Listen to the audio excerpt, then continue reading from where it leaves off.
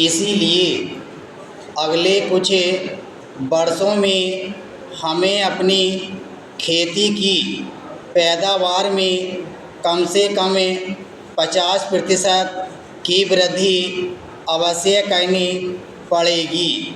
यदि हम इसमें 60 या 70% की वृद्धि कर सके तो वह एक आदर्श स्थिति होगी।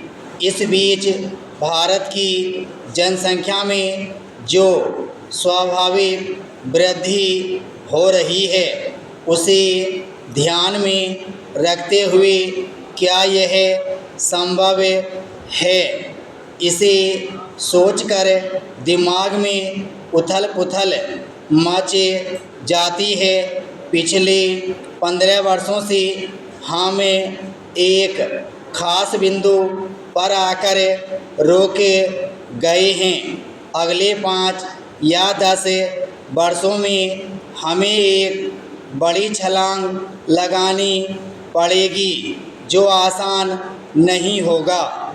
इसका मतलब यह है कि हमें जोरदार ढंग से विज्ञान और टेक्नोलॉजी का उपयोग करना पड़ेगा, जोरदार ढंग से अनुसंधान करने पड़ेंगे और बहुत ज़्यादा धन भी लगाना पड़ेगा जो पिछले 15 या 20 वर्षों में दूसरी तरफ लगाया गया है। किसी भी गांव में जाइए, वहां आप यह देखेंगे कि नई पूंजी बिल्कुल नहीं लगी। यदि कोई बड़ा जमींदार है या कोई अच्छा किसान है जिसने कुछ पैसा कमाया है तो वह ताल्लुक के बड़े नगर में या ज़िले के सदर मुकाम में अपना मकान बना लेगा, परंतु गांव में कुछ नहीं बनाएगा। इस बात के कई कारण हैं। कुछ इलाकों में हथियारबंद लोग गड़बड़ कर रहे हैं। हथियारबंद लोग गलत कामों में लगे हुए हैं।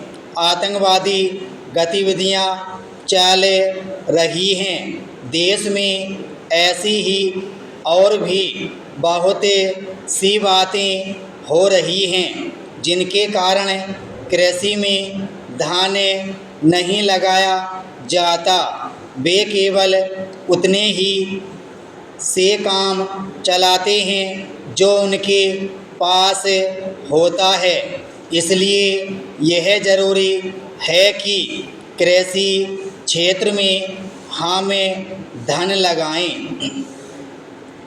इस वर्ष के बजट में हमने कृषि में काफ़ी धन लगाया है। मैं यह तो नहीं कह सकता कि यह राशि विशाल है या इससे हमारी आवश्यकताएं पूरी हो जाएंगी, परंतु फिर भी काफ़ी धन लगाया गया है और यह उतना काफ़ी ज़रूर है कि कृषि के क्षेत्र में हम पुनः आगे बढ़ सकेंगे। नई कृषि नीति के अंतर्गत हम कृषि में विविधता लाना चाहते हैं। हम केवल अपने लिए ही पैदा नहीं करना चाहते या अन्य देशों के लिए कच्चा माल ही पैदा नहीं करना चाहते, बल्कि हम कृषि जन्य पदार्थों के निर्यात का एक बड़ा कार्यक्रम चलाना चाहते हैं। हम लाभ कमाने के लिए निर्यात करना चाहते हैं। हम व्यापार के लिए निर्यात करना चाहते हैं। इसलिए आज के बाद से कृषि में व्यापार के पहलू को अधिक गौरवपूर्ण स्थान दिया जाएगा। यही वह नया पैकेज है जिसे हम लाए हैं। विराम स्टॉप।